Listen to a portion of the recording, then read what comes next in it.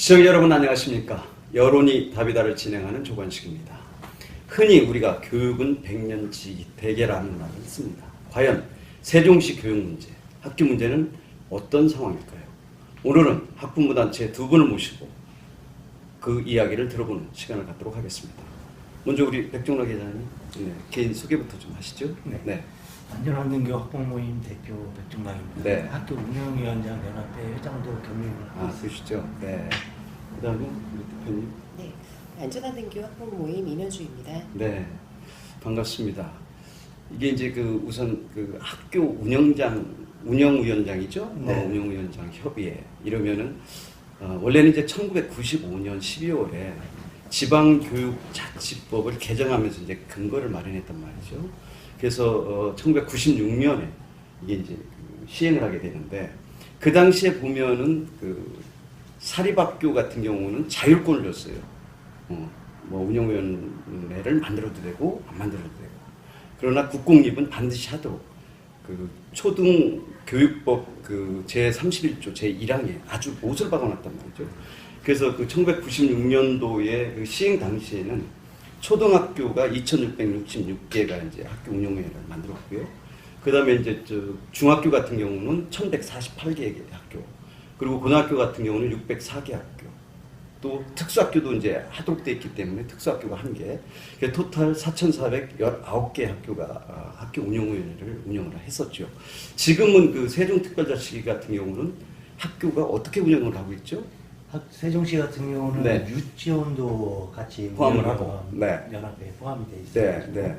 현재 112개 교가 운영위원회를 하고 있습니다. 아, 그렇군요. 이 학교 운영위원회 그러면은 사람들이 잘 모르는 경우도 많아요. 그리고 또 어떻게 하면 내가 학교 운영위원회 될까? 이런 부분도 또 의문점을 갖게 되고요. 어떻게 하는 것인지 좀 설명을 해주시죠. 운영위원회는 초등교육법 박사님 말씀하신대로 네. 초중등교육법 네. 제31조에 의해서 네. 법적 그 구성 단체입니다. 네. 운영위원회는 이제 크게 이제 세 그 핵심 그 구성원으로 되어 있는데 네. 그 중에 하나는 교원이 이제 운영위원회에 포함이 되죠. 네. 되어 있고요. 그리고 학부모가 학부모가 이제 포함이 되고. 되어 있고 네. 그 지역 내 이제 명망 있는 분들이 되어 있습니다. 그렇죠. 교원 같은 경우는 교장 선생님이랑 교사들 중에서 선출을 하고 있고요. 네. 그 지역위원 같은 추천 인사를 네. 들어오고 학부모 같은 경우는 학부모의 투표로 네. 이렇게 선출을 하고 있습니다. 아, 그렇군요. 원래 이제 그 프로테이지를 보면 학부모 같은 경우는 40에서 50% 비율을 두게 돼 있고요. 그리고 이제 교원 같은 경우는 30%, 또 지역 인사죠. 지역 의원 같은 경우는 10%에서 30% 이렇게 포션이 정해져 있단 말이죠. 근데 실질적으로 지금 보면 전국적으로 그 포션이 좀 달라져 있더라고요.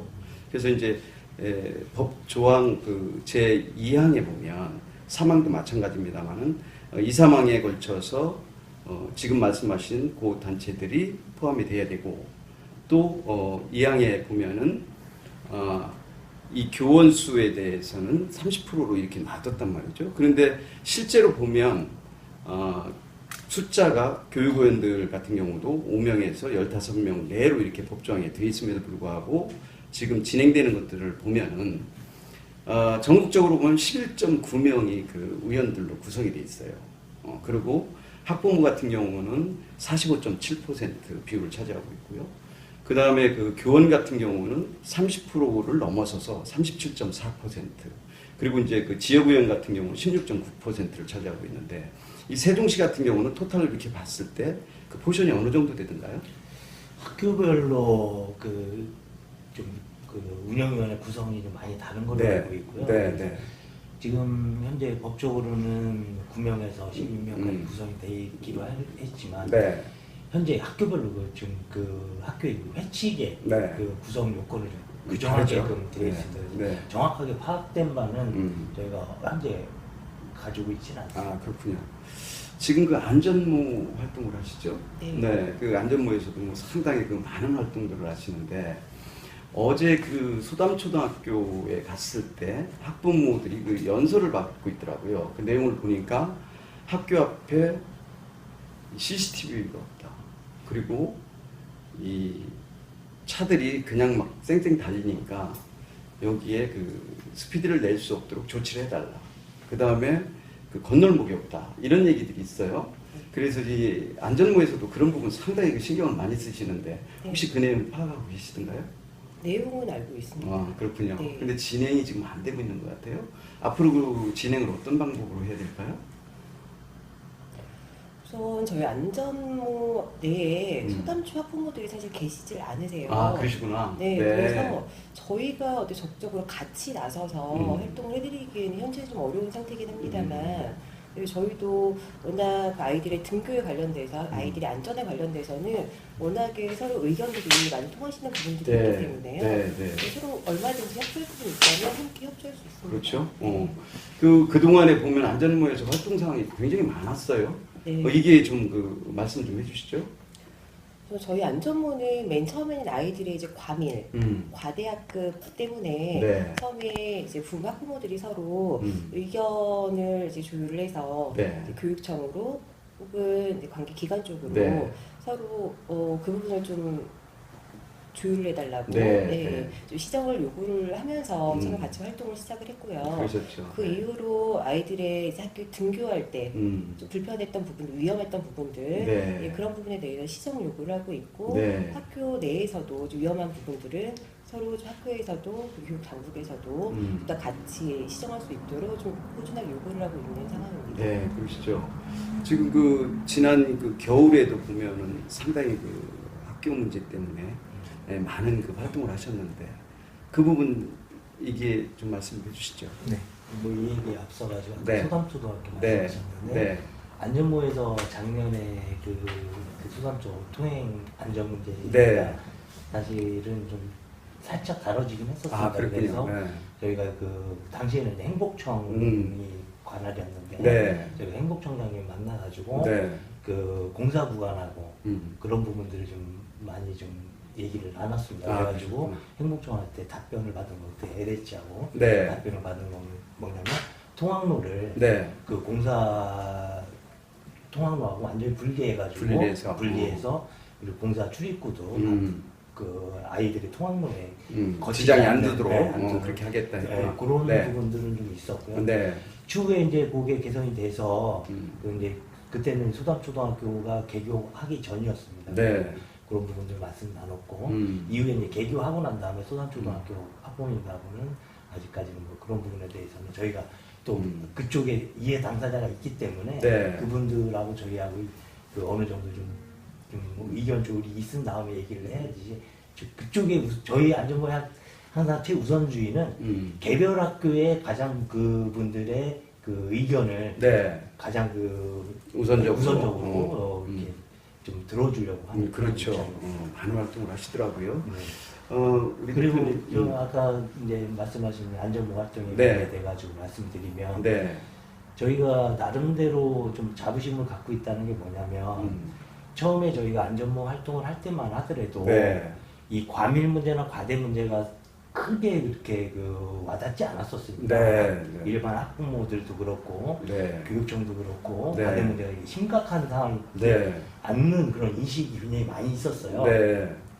근데 저희가 이제 활동을 하다 보니까 얼마 전에 국감에서도 김현미 국회의원 어느 분인지는 잘 기억이 안 나는데 네. 국감에서 세종시 교육청 국감 때도 네.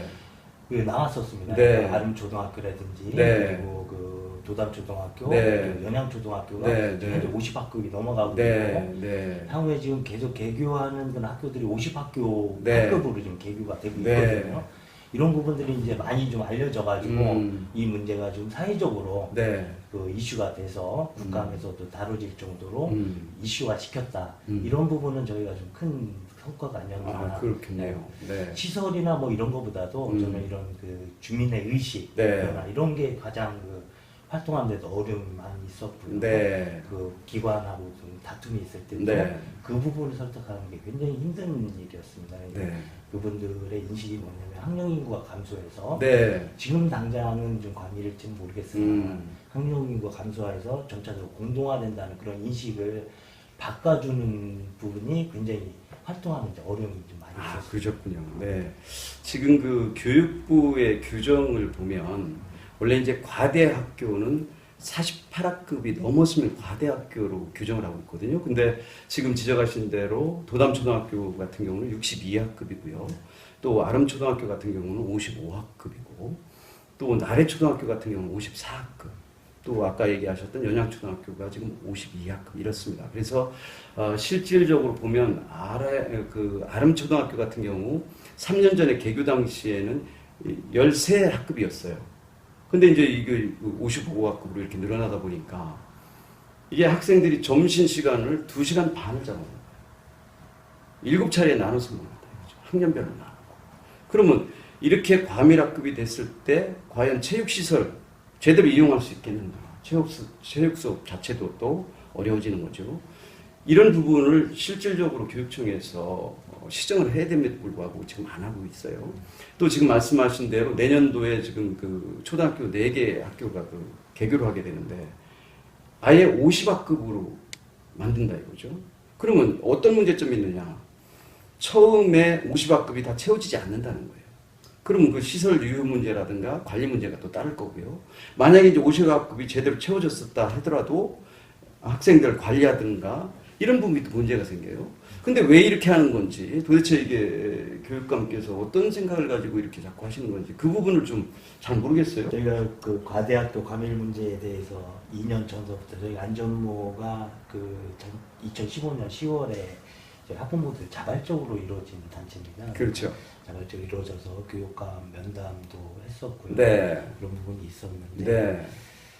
저희가 세종시 특수성이기도 합니다. 그러니까 세종시가 당초에 이제 건설 당시에 600명 기준, 600명 24학급에 학급당 인원은 20명. 네. 애초에 이제 네. 계획 단계는 20명 정도 잡아가지고 그렇게 600명 기준으로 해가지고 행복청이나 LH에도 부지를 그렇게 그 공급을 했습니다. 네. 네.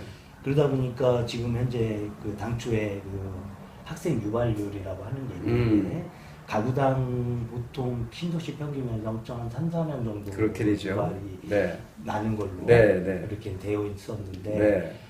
신도시의 특징상 그러니까 세종시뿐만 아니고 지금 혁신도시도 같은 문제를 지금 갖고 있는 네. 한가 네. 있습니다. 네. 학생 당초 계산했던 것보다 신도시고 그 교육 여건이 좋다는 소문 때문에 네. 더 많이 들어와서 0.47명 정도가 지금 그렇게 돼 있죠. 50% 네. 정도 네. 초과적으로 그 학생 유입이 많아진 네. 상태고요. 그러다 보니까 교사 면적은 600명 기준으로 부지가 선정이 돼 있다가 그렇죠. 아이들이 오니까 그거는 이제 수직 증축을 한 부분이 있습니다. 그래서 음.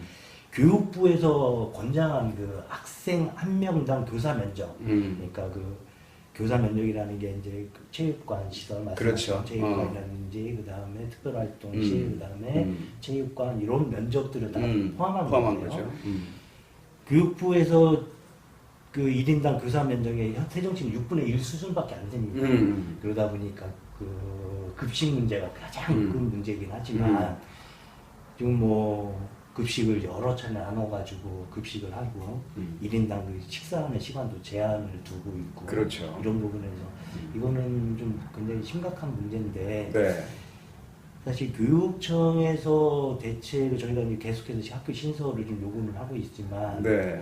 교육청에서 봤을 때는 그 공신 문제를 좀 들고 나옵니다. 그러니까 쉽게 얘기해서 무슨 얘기냐면 세종시 전체 학급 수를 좀 다 더하는 거죠. 더하고 거기에 이제 학생을 얼마나 채울지 한 그래서 수치가 1분의 나오는 1로. 거죠. 그렇죠. N분의 네. 1은 말이 안 나오는 되죠. 건데 그러다 보니까 세종시는 계속해서 학교가 개교하고 아까 말씀하신 대로 편성을 50학급을 했지만 네. 이사가 다 안 들어와서 비어있는 유휴교실도 그 공실로 잡다 보니까 이게 그 학생 그 수요가 가능하다. 이렇게 교육청에서는 그렇게 주장을 하고 있는 거고요. 그렇죠. 탁상에서 계산하니까. 그렇죠. 네. 토탈로 전체 학급수 그렇죠, 그렇죠. 전체 학급수를 네. 학생 수를 이렇게 네. 더해서 나누다 네. 보니까 네. 네. 이게 좀 뭐 그 공실이 없다라는 이거는 교육청에서도 저희가 계속해서 요구는 하는 상황이지만 이게 그러면 2030년에 세종시가 완성이 다 끝날 때 그러면 그 상황에서 학교를 신설할 거냐 네. 이런 부분들 교육청에서 주장하는 바로 그대로 받아들이자면 그런 부분들이거든요. 네. 그렇다면 학부모들은 그걸 용납하기가 좀 쉽지는 않습니다. 그렇죠. 쉽지 않죠. 네. 계속해서 지금 당장에 두루초등학교도 내년도에 지금 지금 제가 알기로 47학급이 네. 있는데 20학급을 증축한다고 네, 하는 네. 상황이거든요. 네. 이런 그 탁상행정은 좀 이제 그만하고 지금부터라도 제대로 된 수요 예측을 좀 하고 네. 연구 조사를 통해 가지고 네. 생활권별로 어느 정도 학교 규모가 적당한 규모고 필요한 학교가 몇 개가 더 필요한지 네. 그거를 좀 연구 용역을 해서 지금이라도 신설하는데 그렇죠. 적극적으로 나서줬으면 그렇게 좋겠습니다. 해야죠. 예, 학부모들이 원하는 방향으로 해줘야 되는 거죠. 당연히 학생 수들을 갖다 그렇게 무슨 뭐 집단적으로 몰아놓고 무슨 교육이 될 것이며 애들이 그 체육적인 것도 마찬가지고 신체 발달도 그렇게 해서 되겠습니까? 그래서 그런 부분들은 우리 교육청 관계자분들께서 그 신경 써서 반드시 해결할 수 있었으면 좋겠다는 바람 같습니다. 또 여기 보면은 며칠 전이죠. 23일 날 발표된 자료를 보니까 여기 세종시 고등학생들의 기초학력 미달이요. 2012년에 세종시 출범 당시에는 2.9%에 머물렀는데 무려 5년이 지난 지금 현재를 보면 2배가량이 올랐어요. 5.4%에 이르러요. 이 얘기는 무슨 얘기냐면 학교에서 100이라는 거를 가르쳐주면 20 이하의 것만을 알게 되는 그런 그 퍼센티지거든요.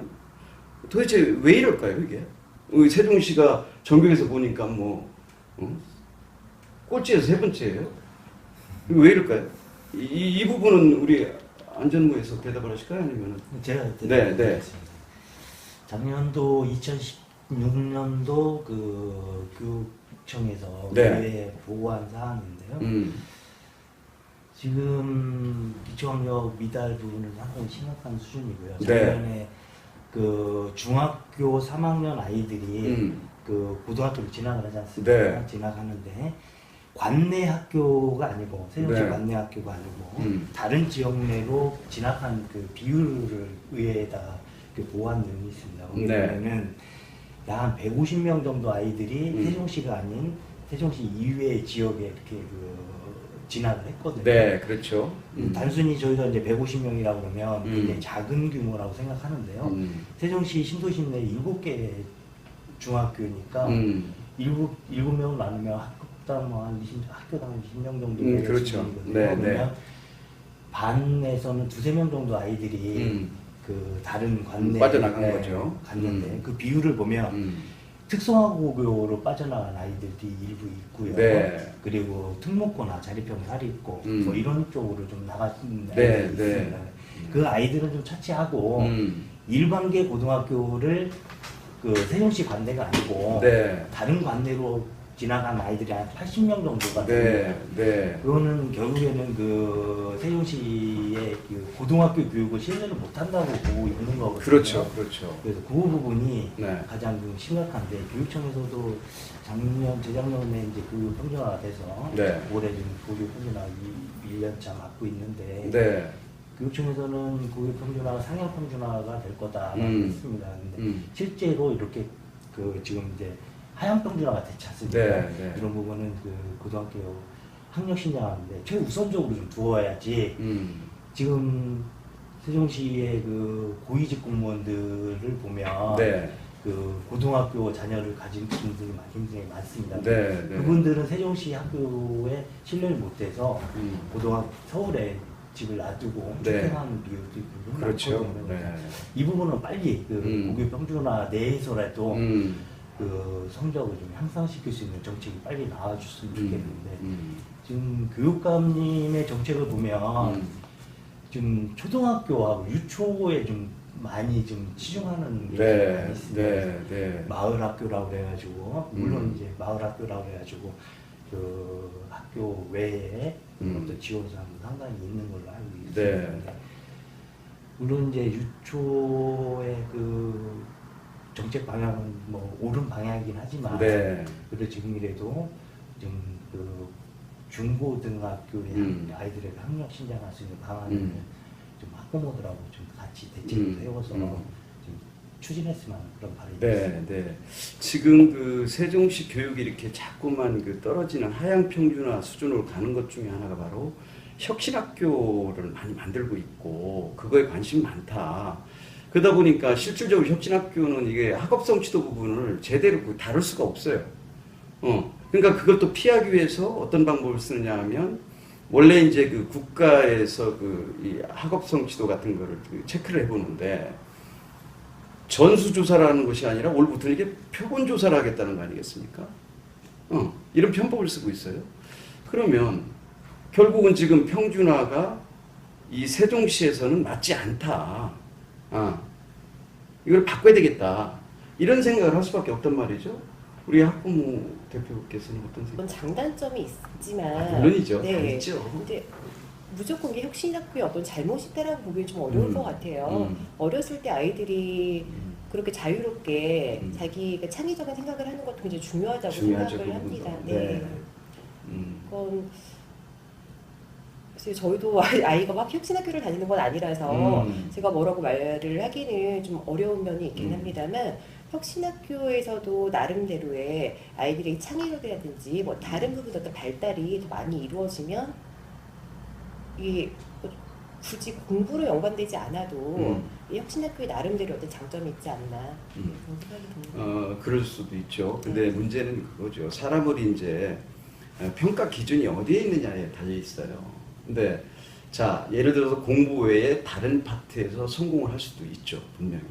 근데 기왕이면 기본적인 걸 갖춘 다음에 성공을 한다면 훨씬 더 좋지 않겠어요? 그런 면으로 보면 지금 이론적으로는 상향 평준화 좋죠. 근데 실제는 그렇게 안 되더라는 거죠. 이게 자꾸 하향 평준화가 되고 전국에서도 뭐 꼴찌 수준에서 이렇게 맴돌고 있다 보면 이거는 여기 그 세종시에 있는 학생들의 이 성취도가 점점 떨어질 수밖에 없는 그런 여건으로 전락될 수도 있다. 그래서 이런 부분도 좀 다룰 필요가 있다. 예를 들어 지금 대학 입시를 체크를 할 때 어떤 수시에서 전형을 할 때 어떤 걸 보느냐 이거죠.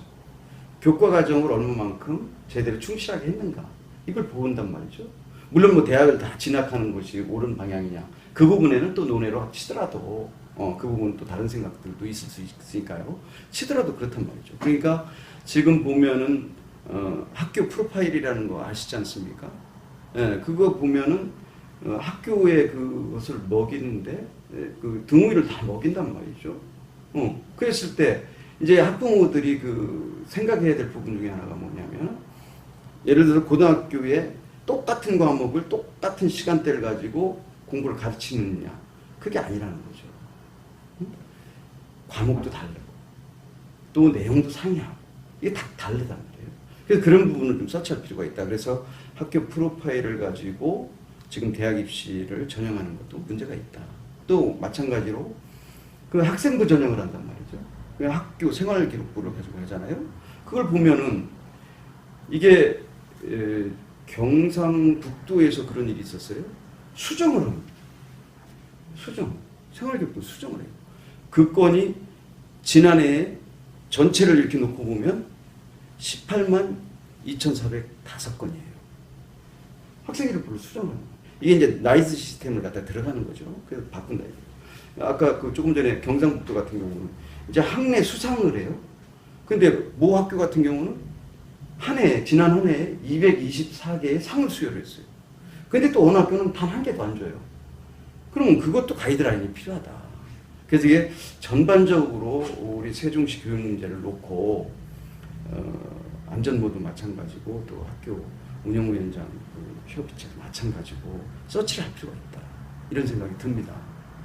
그리고 이게 이제 학교 운영위원회 그 위원장 같은 경우는 그 권한이 굉장히 막대해요. 사실은 보면 어떤 일을 주로 하시는지 좀 말씀해 주시죠. 네, 운영위원회 같은 경우는 학교 예산 심의가 가장 크고 그렇죠. 네, 그 부분이 가장 크고 그 외에 이제 그 교과 과정 심의도 있고요. 그렇죠.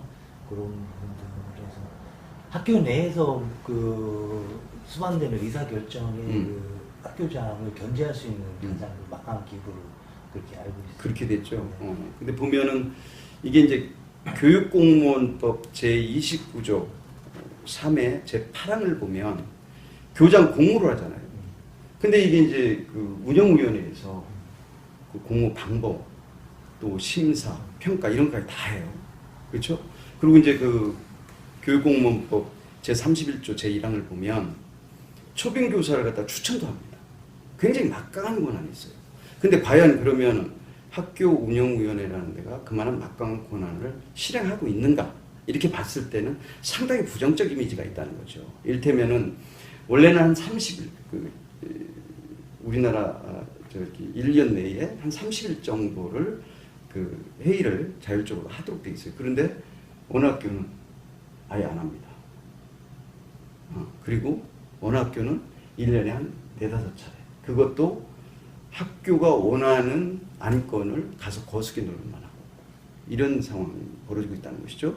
그렇다면 이 부분도 손을 대야 된다. 그래서 지난 그 10월 23일 날 국회 그 법안 제출이 하나 돼 있는데 바로 초중등교육법 중 일부 개정 법률안이 올라와 있어요. 그걸 보니까 이게 학부모 대표, 이게 이제 학부모 대표하고 이 학교 운영위원장하고는 좀 다르잖아요. 네. 학부모 대표는 그야말로 학부모들만 이렇게 그 구성이 돼 있고, 이 학교 운영위원회는 아까 말씀드린 대로 그 세 부류가 이렇게 모여 있기 때문에 이 학부모 대표가 반드시 그 학교 운영위원회에 들어가도록 그런 법안을 지금 발의를 해놨더라고요. 그래서 실질적으로 이게 이제 국공립 같은 경우는 그 심의기구예요. 의결기구가 아니라고요. 또 사립 같은 경우는 그냥 자문기구로 머물러 있어요. 그래서 이 부분도 의결기구로 만들어야 된다. 이런 얘기들이 있어요. 이 부분에 대해서는 어떤 견해를 갖고 계신지요? 그 이경미 의원이 발의한 그 초중등교육법 개정안 말씀하시는 걸로 알아듣겠습니다. 거기에 보면은 이제 그 학부모회를 법정 단체화하겠다는 내용이고요. 그리고 또 교사회를 법정 단체화하겠다는 내용입니다. 그래서 운영위원회에서도 그 법률안을 지금 따져보고는 있습니다. 그래서 운영위원회의 구성원 자체 이제 학부모회에서 들어오는 거를 좀 것도 좀 열어놓고 네. 현재 지금 자율적으로 개별 학교 내에서 운영위원회 구성원을 학부모에서 들어오도록 권고는 저희도 하고 있습니다. 네. 연합회에서. 네. 그래서 운영위원회 어떤 의견이나 심의를 할 때 학부모 의견을 들을 수 있게끔 저희도 나름대로 자체적으로 권고는 하고 있습니다. 네. 교장 선생님들이 운영위원회 학부모 대표가 들어오는 거 굉장히 좀 부담스러워 하시는 견해가 좀 있어요. 그래서 교장 선생님이 그 일부 회칙에, 학칙에 못 들어오게끔 막아놓은 데도 좀 일부 네, 있고요. 네. 그런 건 저희가 연합회 차원에서도 학칙 개정을 강하게 요구할 예정이고요. 네. 그렇습니다. 그러니까 운영위원회가 지금 뭐 아까 말씀하신 대로 계속해서 진행은 개별 학교에 자율권을 준다는 어떤 기본적인 취지 때문에 운영위원회가 설립이 돼 있긴 했지만 학교장이나 아니면 전문성 결여로 인해서 좀 무용론이 나오는 것도 뭐 저희도 잘 알고 있습니다. 그 부분은 저희가 협의회에서도 운영위원회 어떤 그 큰 주제별로 해서 계속해서 그 정책 홍보를 하고는 있고요. 그 예로 지금 얼마 전에 그 학교 비정규직노조가 25일, 26일 그 파업을 그 선언한 적이 있었습니다. 그 부분 이제 물론 이제 유보가 돼서 지금 현재 그 진행되고 있지만 그 부분도 저희가 이제 학부모 연합회하고 연대해가지고 성명서도 발표를 하긴 했지만 그런 부분들도 많이 모르세요. 운영위원장님 스스로가 이 그 급식의 그 최종 권한이 결정 권한이 운영위에 있다는 것 자체도 모르시는 분도 많이 있어서 이번에는 저희가 그 홍보를 좀 많이 했습니다. 계기를 통해 가지고 그래서 학교 급식 자체를 위탁 경영을 할 건지 직영으로 결정할 건지 학교장의 의견을 물어서 저희가 심의를 하게끔 되어 있거든요. 그래서 이번 뭐 저희 기자회견 그 내용에도 나와 있지만 뭐 그 학교 내에서 근무하시는 종사원이라고 표현하기는 좀 저희는 안 합니다. 그분들도 존경받는 선생님들이거든요. 그러시죠. 아이들하고 직접적으로 하기 때문에 그분들이 직업적인 그 권리만 요구를 하신 부분에 대해서 굉장히 우려를 표했고 계속해서 지속적으로 이렇게 이루어진다 그러면 저희가 운영위원회에서도 이거를 그 위탁 경영 쪽으로 네. 좀 강력하게 공고를 좀 할 예정이고요. 그래서 음. 이런 사례들을 좀 자꾸 발굴을 해서 네. 운영위원회가 정말로 제대로 된 심의 의결을 할 수 있는 그런 기관으로 네. 다시 정립할 수 있도록 네. 노력하겠습니다. 그렇죠. 지금 보면은 뭐 운영위원회 역할이 상당히 방대해요. 뭐 예를 들어서 체육복을 갖다 선정하는 거, 교복 문제, 또 졸업 앨범도 운영위원회에서 결정을 하도록 돼 있고 굉장히 큰 그 역할을 해줘야 됨에도 불구하고 사실은 그 운영위원회라는 것을 잘 모르는 분들이 많기 때문에 어떻게 보면은 그 권리일 수도 있는데요. 그런 부분을 못 찾는다 이런 그 아쉬움이 있어요. 지금 그 안전모에서도 아마 이런 부분을 좀 관심을 가져야 되지 않을까. 학교 안전하게 등교하는 부분만이 아니라 정말로 이게 학교가 제대로 학생의 그 인권이라든가 또 이게 이제 교권 문제도 마찬가지입니다. 교권도 안전모 같은 데서 좀 챙겨볼 필요가 있지 않을까 싶은 생각이 드는데 견해가 어떠신지요? 박사님 말씀하셨던 부분에 동의를 합니다. 네. 근데 이게 저희가 학부모들이 모인 단체이다 보니까 네. 각각의 견해들이 좀 다르고 다르죠. 네. 네. 학교마다 또 각각의 학교들이 다 있기 때문에요. 네. 학교마다의 또 입장도 다르고 각각의 위치마다 또 생각들이 다 다르시더라고요. 네, 그렇죠. 저희들도 좀 더 심도 있게 음. 논의를 할 수 있도록 하겠습니다. 지금 그 학교 운영위원회 그러면은 사실 이렇게 많은 권한이 주어져 있음에도 불구하고 그런 부분들을 제대로 못하고 있다는 지적이 너무 많지 않습니까? 아까도 뭐 여러 차례 뭐 이런저런 말씀을 하셨듯이 그래서 이런 것을 실질적으로 보완을 해야 되는데 제가 그 조금 전에 그 언급했습니다만은 이게 의결 기구화가 돼야 되거든요. 근데 실제로 그렇게 안 됐던 이유 중에 하나가 이제 사립학교 같은 경우는 재단에서 반발을 했어요. 그러다 보니까는 이게 심의기구도 안 되고 그냥 자문기구로 전락이 돼버렸고 또 이제 국공립 같은 경우, 이제 공립 같은 경우는 교장이 반발하고 또 교총에서 반발을 했어요. 그러다 보니까 이게 이제 심의기구로 전락이 됐단 말이죠. 그래서 이 부분을 반드시 의결기구화 시킬 필요가 있다. 그래야 정말로 그 학생들이라든가 또 학부모들도 안심하고 이렇게 보낼 수 있지 않을까. 더군다나 옛날하고 달라서 지금은 학교를 이렇게 가보면요. 학부모들이 마음대로 학교를 들어갈 수가 없어요. 그렇죠? 학교 들어가면 뭐 의뢰권 그 교문에 위치해 있는데 가서 자기 신분증 제시하고 출입증 받고 그러니까 자기 아이를 만나러 가기도 어렵고 또 담임 선생님 만나는데도 그런 절차의 복잡성이 있고 물론 안전하게 이렇게 그 아이들을 키우기 위한 하나의 방안일 수도 있습니다만은 이게 너무 제약 조건이 많더라. 그러다 보니까 실질적으로 학교 운영위원회에서도 그런 제약 속에서 모든 것들이 의결되는 것이 아닌가 이런 유추 해석이 가능하단 말이죠. 그래서 그런 부분을 앞으로 좀 보완을 할 수 있는 대책 마련이 필요하다고 보는데 우리 그 회장님께서 좀 한 말씀 하셔야 되겠습니다. 네, 알겠습니다. 네. 운영위원장 연합회가 사실은 그 운영위원장은 법적 단체거든요. 그러면 학교 운영위원회는 네.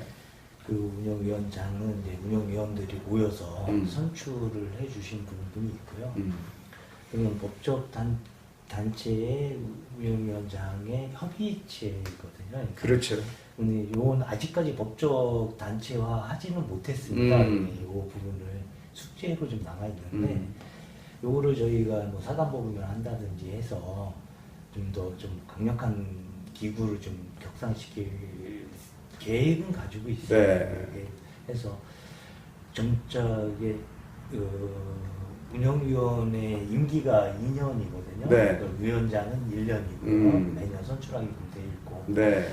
뭐 좀 법은 사실 뭐 좀 저희 쪽에 좀 좀 제약이 많이 따르긴 네. 하지만 네. 요걸 좀 저희가 상소를 기구화해서 네. 말씀하신 대로 정책 제안이라든지 이 전문성을 가질 수 있게끔 네. 그렇게 노력하는데 노력을 하겠습니다. 그렇죠. 이게 뭐 회장님이시고 하니까 아마 많은 노력이 필요하다고 봅니다. 이게 그 장시간 이렇게 하다 보면 피로가 누적이 돼요.